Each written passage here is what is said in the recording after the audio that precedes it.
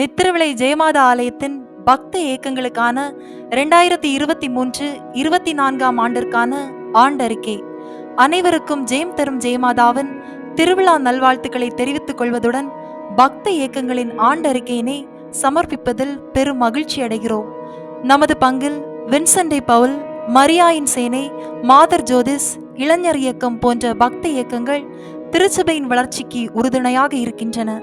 புனித Vincent D Pavul இயக்கத்தின் ஆண்கள் சங்க தலைவராக சகோதரர் டி அலெக்சாண்டர் அவர்களும், துணை தலைவராக சகோதரர் ஏ ஜெயலால் அவர்களும், செயலராக சகோதரர் ஆர்.எம். ஜோஸ் அவர்களும், பொருளாளராக சகோதரர் பி. கிறிஸ்துதாஸ் அவர்களும், உறுப்பினர்களாக S. Christudas, L. Ajay, R. Manoharan, R J. Christopher அவர்களும் செயல்பட்டு வருகின்றனர்.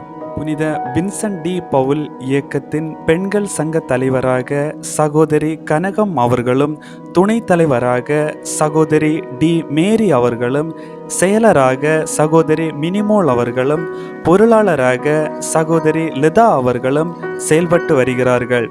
மரியாயின் சேனை இயக்கத்தின் தலைவராக சகோதரி மேரி அவர்களும், துணை தலைவராக சகோதரி காசினி அவர்களும், செயலராக சகோதரி மேரி சல்குணபாய் அவர்களும், பொருளாளராக சகோதரி சந்திரா அவர்களும் செயல்பட்டு வருகிறார்கள். மாதர் ஜோதிஸ் இயக்கத்தின் வழி நடத்துனராக ரெவரண்ட் சிஸ்டர் செலின் ஏஎஸ்எம்ஐ அவர்களும், தலைவராக திருமதி மினிலால், உதவி தலைவராக திருமதி சௌமியா, செயலராக திருமதி ரூபியா, உதவி செயலராக திருமதி மினி ஏஞ்சல் ராணி, பொருளாளராக திருமதி ஃபெலிஷா அவர்களும் செயலாற்றி வருகின்றனர்.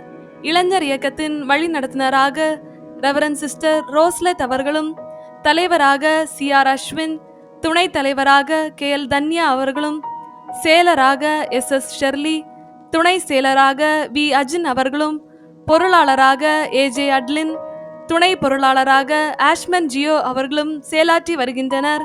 வின்சென்ட் டி பவுல் இயக்கத்தின் கூட்டமானது ஒவ்வொரு வாரமும் ஞாயிற்றுக்கிழமை திருப்பலிக்கு பின் நடைபெறும். கூட்டத்திற்கு பின் குடும்பங்களை சந்தித்து அவர்கள் தருகின்ற உதவியை பணமாகவோ பொருளாகவோ பெற்று வருகின்றோம்.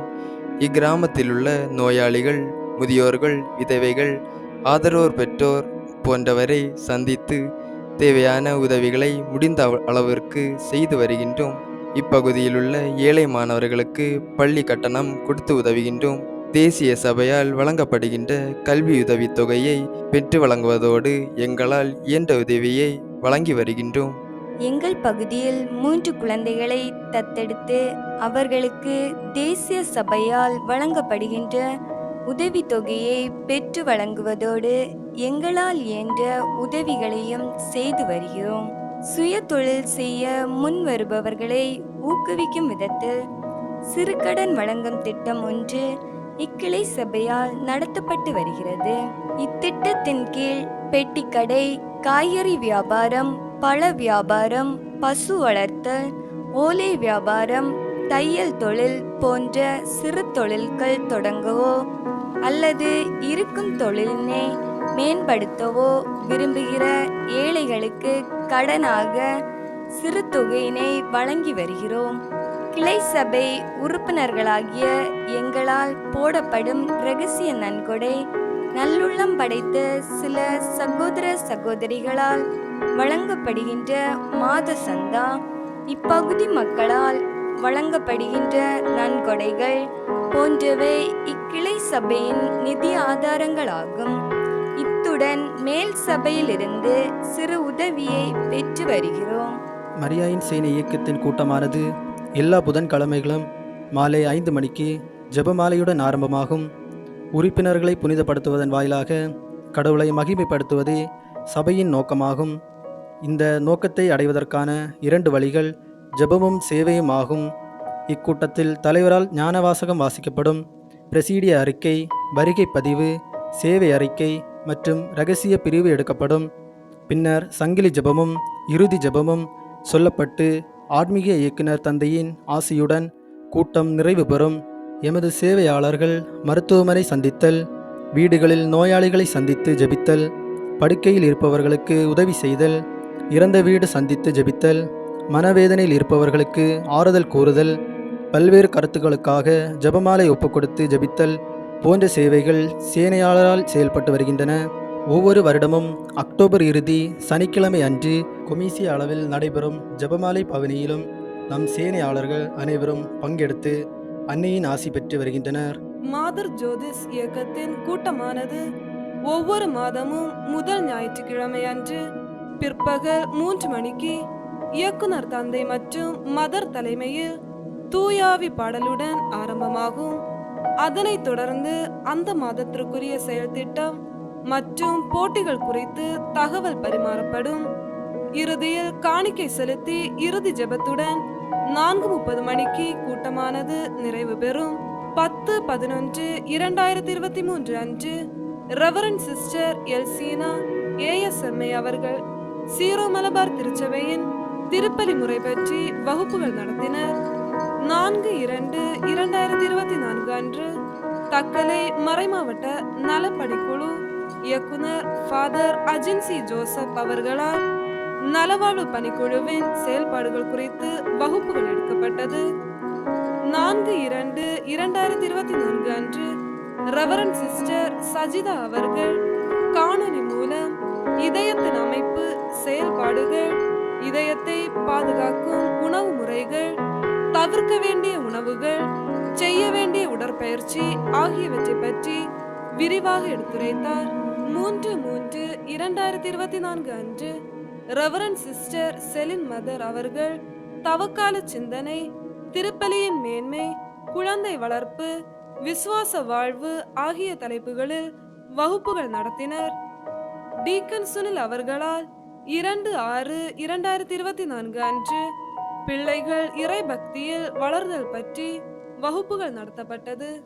மறைமாவட்ட அளவில் நடைபெற்ற விவிலிய மனப்பாடம் எழுதும் போட்டியில் திருமதி சௌமியா, திருமதி ரூபியா 3ஆம் இடம் பெற்றனர். டிசம்பர் 2023 நடைபெற்ற கிறிஸ்மஸ் பாடல் போட்டியில் எமது பங்கிலுள்ள தாய்மார்கள் பங்கேற்று மறைவட்ட அளவில் முதலிடம் பெற்றனர். டிசம்பர் மாதம் நடைபெற்ற உணவு திருவிழாவில் எமது பங்கிலுள்ள தாய்மார்கள் கலந்து கொண்டு பரிசுகளை பெற்றனர். யூதித்து கதாபாத்திரத்தை மையமாக வைத்து அக்டோபர் மாதத்தில் நடைபெற்ற கதாபிரசங்க போட்டியில் எமது தாய்மார்கள் பங்கேற்று 2ஆம் பரிசினை பெற்றனர். புனிதவார நாட்களில் 15 ஆலயங்களுக்கு சிலுவை பாதையுடன் கூடிய திருப்பயணம் சென்று ஜெபித்து வந்தோம். இதில் தாய்மார்களும் குழந்தைகளுமாக 60 பேர் கலந்து கொண்டனர். ஸ்மார்ட் கிறிஸ்மஸ் டீம் என்னும் திட்டத்தின் கீழ் மறைமாவட்டம் சார்பாக நடத்தப்படும் சேமிப்பு திட்டத்தில் 93 நபர்களை சேர்த்து சேமிக்கும் பழக்கத்தை ஏற்படுத்தினோம். மற்றும் பங்கு அளவில் 21 நபர்களை இணைத்து குலுக்கல் சீட்டு ஒன்று நடத்தி ஊக்கமளித்து வருகிறோம். நவம்பர் மாதத்தில் முஞ்சிறையில் உள்ள அன்பகத்தில் முதியோர்களை சந்தித்து அவர்களுக்கு பழங்கள் மற்றும் இனிப்புகள் வழங்கினோம். 19/3/2024 அன்று கருணை இல்லத்தில் குழந்தைகளுக்கு வீடுகளிலிருந்து உணவு சமைத்து கொடுத்து குழந்தைகளோடு சேர்ந்து அன்னையர்கள் உணவு உண்டு மகிழ்ந்தார்கள். அக்டோபர் மாதத்தில் ஜெபமாலை திருவிழாவில் நமது தாய்மார்களால் ஜெபமாலை சிறப்பிக்கப்பட்டது. 8/3/2024 அன்று மாதர் ஜோதிஸ் இயக்கத்தின் ஆண்டு விழாவானது கல்லு விளையில் வைத்து சிறப்பாக கொண்டாடப்பட்டது. மாதர் ஜோதிஸ் 2024-25ஆம் ஆண்டிற்கான துவக்க விழாவானது 28/4/2024 அன்று ஞாயிற்றுக்கிழமை காலை 7 மணிக்கு ரெவரண்ட் ஃபாதர் ஜோஸ் முட்டத்து பாடம் அவர்கள் தலைமையில் திருப்பலியுடன் தொடங்கியது. பின்னர் ரெவரண்ட் ஃபாதர் ஜோஸ் முட்டத்து பாடம் ஒளியேற்ற அவரை தொடர்ந்து பொறுப்பாளர்கள் குத்துவிளக்கினை ஏற்றி துவக்க விழாவினை தொடங்கி வைத்தார்கள். 12/7/2024 அன்று தாய்மார்களால் திருப்பலி மற்றும் நற்கருணை ஆராதனை சிறப்பிக்கப்பட்டது. மாதர் ஜோதிஸ் ஆனிமேட்டர் மற்றும் பொறுப்பாளர்களின் கூடுகையானது 8/6/2024 அன்று கல்லுவிளையில் வைத்து நடைபெற்றது. இதில் மாதர் ஜோதிஸ் பொறுப்பாளர்கள் கலந்து கொண்டார்கள். கோயில் மற்றும் அதன் சுற்றுப்புறத்தை தூய்மை செய்தல், நோயாளிகளை சந்தித்து அவர்களுக்காக ஜெபித்தல், குடும்ப நல ஆலோசனைகள் வழங்குதல் ஆகியவை மாதர் ஜோதிஸ் இயக்கத்தின் முக்கிய பணிகளாகும். நமது பங்கின் இளைஞர் இயக்கமானது ஒவ்வொரு ஞாயிற்றுக்கிழமையும் திருப்பலி முடிந்தவுடன் 8:45 மணி அளவில் தூய ஆவி பாடலுடன் ஆரம்பமாகும். பின்பு திருவிவிலியம் வாசித்து ரெவரண்ட் சிஸ்டர் ரோஸ்லட் அவர்களால் அறிவுரைகள் வழங்கப்படும். பின்பு வருகை பதிவு செய்து அறிக்கை வாசித்து காணிக்கை செலுத்தி இறுதி ஜெபத்துடன் கூட்டமானது 9:30 மணி அளவில் இனிதே நிறைவுறும். நமது பங்கில் ஓணப்பண்டிகை கொண்டாடும் விதமாக இளைஞர் அமைப்பினர் மறைக்கல்வி மாணவர்கள் மற்றும் ஆசிரியர்களுக்கு விளையாட்டு போட்டிகள் நடத்தி பரிசு வழங்கி மகிழ்வித்தனர். 25/1/2024 அன்று நமது பங்கில் வைத்து ஃபொரோன் அளவில் ஊடகங்கள் வழி இறைவனை பரப்புதல் என்ற கருத்தினை கொண்டு one day director photograph work shop நடைபெற்றது. தமிழர் திருநாளாம் பொங்கல் திருநாளினையொட்டி மாற்றுத்திறனுடைய குழந்தைகளுக்காக நடத்தப்படும் ப்ராவிடன்ஸ் ஹோமில் உள்ள பிள்ளைகளை வெரி ரெவரண்ட் ஃபாதர் ஜோஸ் முட்டத்துப்பாடம் மற்றும் ரெவரண்ட் சிஸ்டர் ரோஸ்லட் அவர்களுடன் சந்தித்தோம். ஏழைகளின் புனிதர் சென்ட் வின்சென்ட் பவுல் திருநாளினை முன்னிட்டு 24/9/2023 அன்று கருணையில்லா குழந்தைகளை சந்தித்து கலை நிகழ்ச்சிகளை நடத்தி மகிழ்ந்தோம். 4/2/2024 அன்று மாலையில் கடற்கரை தூய்மைப்படுத்தும் முகாம் சின்னத்துறை பகுதியில் ரெவரண்ட் ஃபாதர் அஜின்சி ஜோசப் அவர்கள் தலைமையில் நடைபெற்றது. திருத்தந்தை புனித 2ஆம் ஜான்பான் அவர்களின் திருநாளன்று இளைஞர்கள் திருப்பலி சிறப்பித்து காணிக்கை மற்றும் உறுதிமொழி ஏற்று சிறப்பித்தனர். எமது பங்கு தந்தை வெரி ரெவரண்ட் ஃபாதர் ஜோஸ் முட்டத்துப்பாடம் அவர்களின் ஃபீஸ்ட் டேயினை இளைஞர்கள் கேக் வெட்டி சிறப்பித்தனர். தவக்காலத்தையொட்டி நடைபெறும் சிலுவை பாதையினை 23/3/2024 வெள்ளிக்கிழமை அன்று ஆலயம் சுற்றி இளைஞர்கள் சிறப்பித்தனர். மற்றும் தவக்காலத்தையொட்டி இளைஞர்கள் ஒன்றிணைந்து குருசுமலைக்கு சிலுவை பாதை பயணம் மேற்கொண்டோம். ஜூன் 14, 15, 16 ஆகிய தேதிகளில் SMOM director reverend father Joseph Santhosh அவர்கள் தலைமையில் தக்கலை சங்கமத்தில் வைத்து to lead as Jesus leads என்ற கருத்தின் அடிப்படையில் 3 நாட்கள் சிறப்பு உள்ளிருப்பு நிகழ்வு ஒன்று நடைபெற்றது.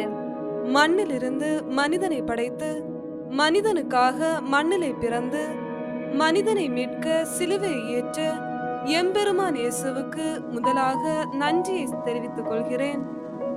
நமது பங்கில் பக்த இயக்கங்கள் சிறப்பாக செயல்பட காரணமாக இருந்த நமது பங்கு தந்தை ரெவரண்ட் ஃபாதர் ஜோஸ் முட்டத்துப்பாடம் அவர்களுக்கும் பக்த இயக்கங்களை வழிநடத்தி செல்கின்ற அனைத்து அருட் சகோதரிகளுக்கும் பக்த இயக்கங்களில் அனைத்து செயல்பாடுகளையும் பொறுப்பேற்று நடத்துகின்ற அனைத்து தலைவர்கள் மற்றும் பொறுப்பாளர்களுக்கும் பக்த இயக்கங்கள் திறம்பட செயல்பட உறுதுணையாக இருக்கின்ற அனைத்து உறுப்பினர்களுக்கும் நன்றியினை தெரிவித்துக் கொள்கிறோம்.